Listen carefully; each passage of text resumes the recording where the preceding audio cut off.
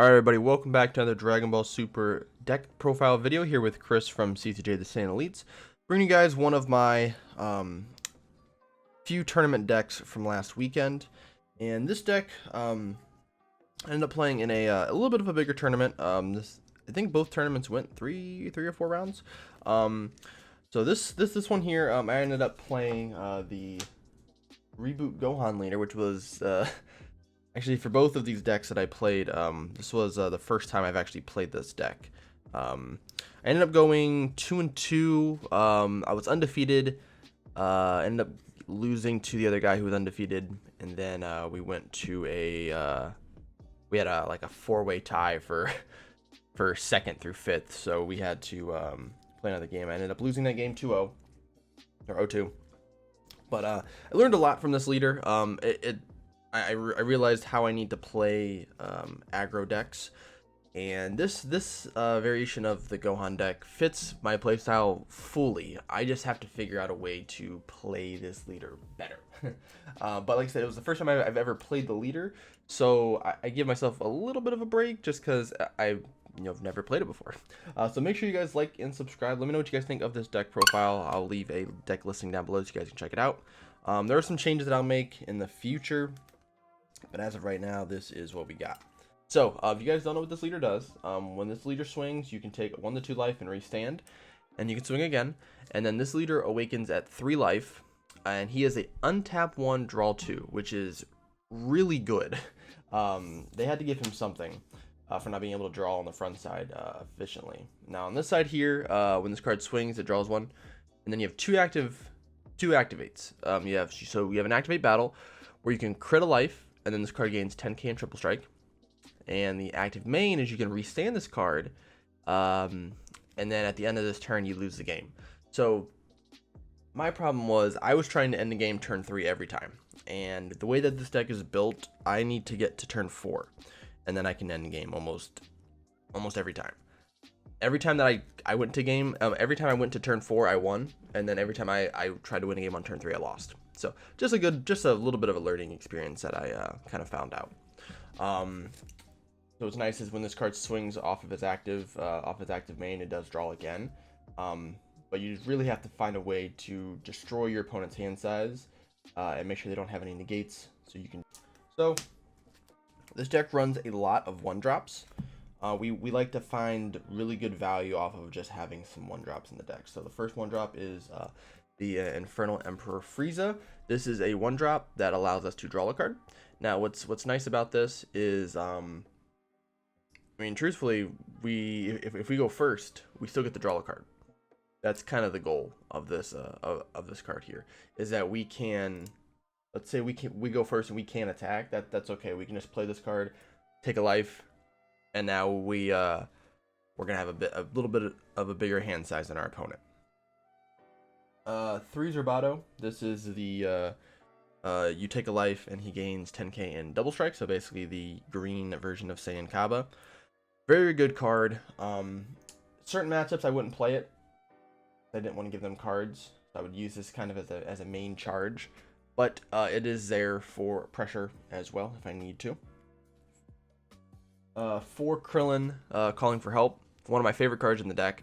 When you play it, you draw 1, and then when you flip, since our leader is the Son Goku, Krillin gains blocker, and he becomes a 4-drop, which makes sense later on in the deck for another card that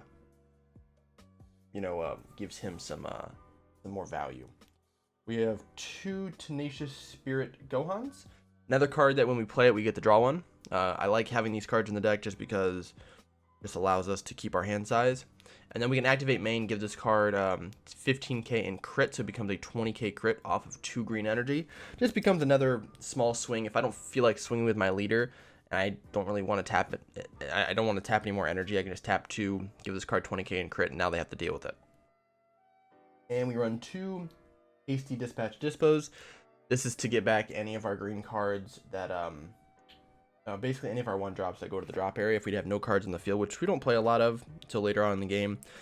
This will allow us to pull any of those cards back to get something on the field. And then the last 1-drop is the Supreme Kai out of the Vegex structure deck. So the second auto we can't do because our leader's not a Black Saiyan, but the first auto we can. If you have 5 or less cards in your hand, when this card's used in a combo, it gains 5k. So this becomes a 10k pseudo combo if you have 5 or less cards in your hand. So the idea is that if you have this card in your hand, you're going to combo with everything else until you have 5 cards. And then you can start comboing with this, and then it's 10k. You can also pull this card back onto the field with Dispo, because it is a 1-drop. So really big 1-drop package here. Good chunk of my deck is 1-drops. The next card, which is probably the card kind of makes people think a little bit, is the Dr0 Combo. So I don't use the Android 18 combo. I know everyone, that's what most Gohan players use, outside of just using mono green super combos. But I use it for arrival bases for the Krillin and Android 18 arrival card. So you guys probably watched my Clash Cube video that I put out, that deck profile. You guys probably saw the same sort of concept with this deck. And the idea is that I really, really like this card. I really like green yellow, and I think this deck works really well with it. Because since we don't use a lot of energy on our offensive step, if we have 2 or 3 of these in our hand, we can, and let's say we have the ability to awaken after we swing, we can throw down 2 or 3 of these, make them discard a card, and then use feet, for crit purposes, and then we can just restand and just go for game. And it's a 20k, and it's a 20k, attacker as well. I did win a game off of using the second effect, which you can choose one of your opponent's cards in rest mode and negate its skills for the duration of the turn. Or you choose one keyword skill. So one of the guys I was playing against, he comboed like 80k double strike on top of one of his battle cards, and I just super combo with Duro, played this, and then negated its double strike, and basically game after that. So it does have some purpose. It does have some use with that as well, to be a little more defensive. Because with Gohan, if you can make, a lot of people are going to try to dump their hand to kill you early, and if you have a way to stop their attacking like that, they'll more likely just scoop, or you'll have a game. And then the Final Showdown Goku we run 3 of them.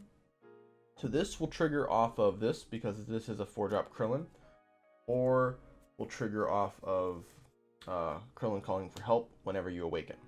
So an idea that I did with this card is either play this card, and then I know that I'll basically, if I have Final Showdown in my hand, I'll swing with this, which I generally won't do unless I'm going for game.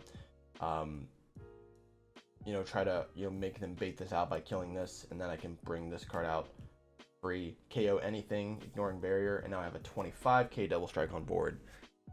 Much easier to go for game that way. The staple cards that you should run in this deck: 4 feet, and grab the wrong one, and 4 destroying Kamehamehas. These are the feet of the deck here. These cards allow you to be as aggressive as you possibly can. So Cell, 15k it's a 15k power combo, as well as being able to rip a card from your opponent's hand. Since we only charge green, this is a mono green charging deck only. So I'm always going to charge green. I'm not going to charge multicolor. So never have a chance to have that, have a different color in the energy. And then Feet is also a 15k combo on your Awaken side, and also gives your card crit. It's extremely strong for 1 energy. I know that. The 15k power increase and crit for 1 energy.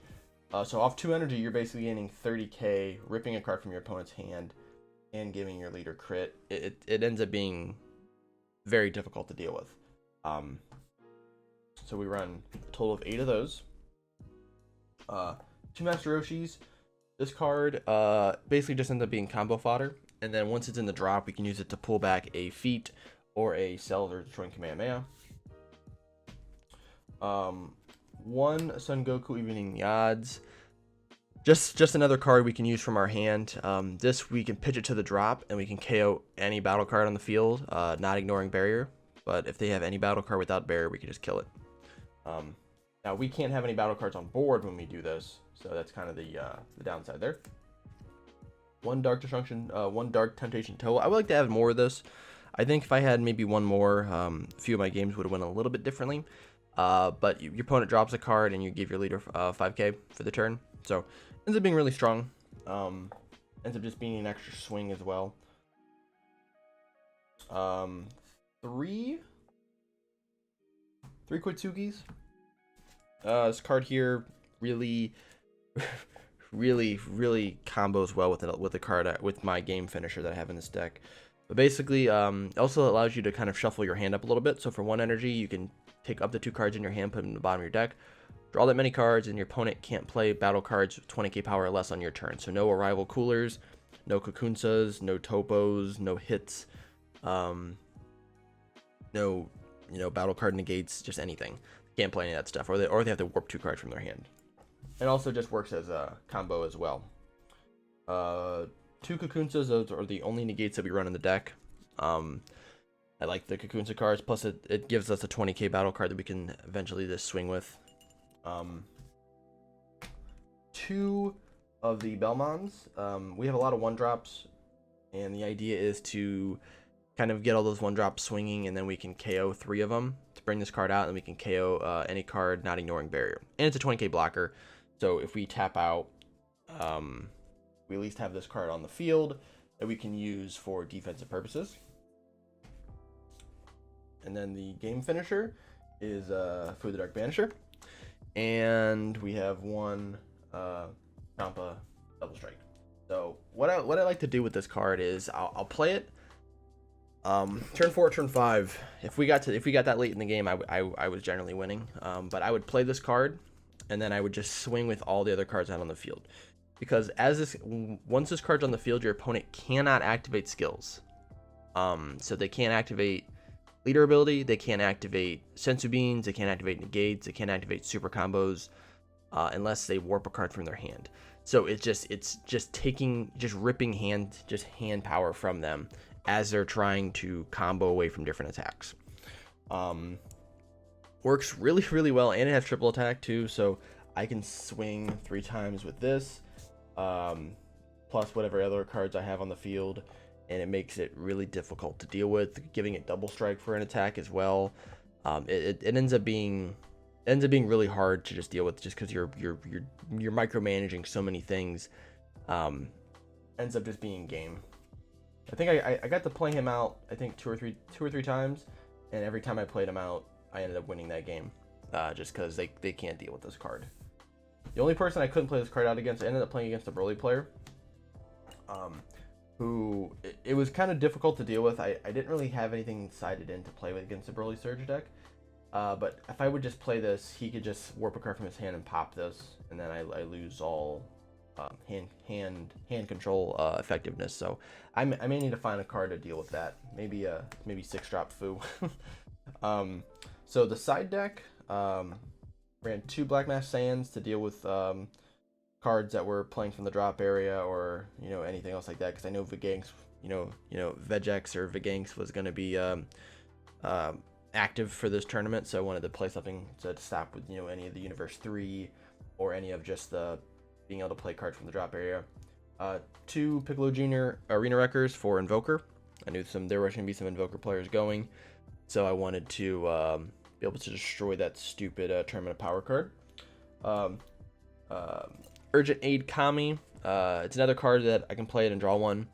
And then if our opponent restands an energy on their turn, I get to rip an energy from their energy area and send it to the drop. 1 Focus Breakthrough.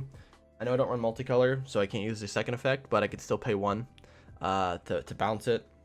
Never really came up too much. I think I used it once against somebody who dropped a Topo. Ended up winning that game, but I felt like I didn't really need it too much. 4 Not Even a Scratches. I sideboard all of them just because I generally don't like having negates in the main board in this variation of the deck. But if I absolutely need to play negates, I have 4 of them here, and I also can warp them to draw 1 once they are in the drop area. 1 more Quitsuki, so we have 4. This one I would side it in if I wasn't really seeing it and I needed to.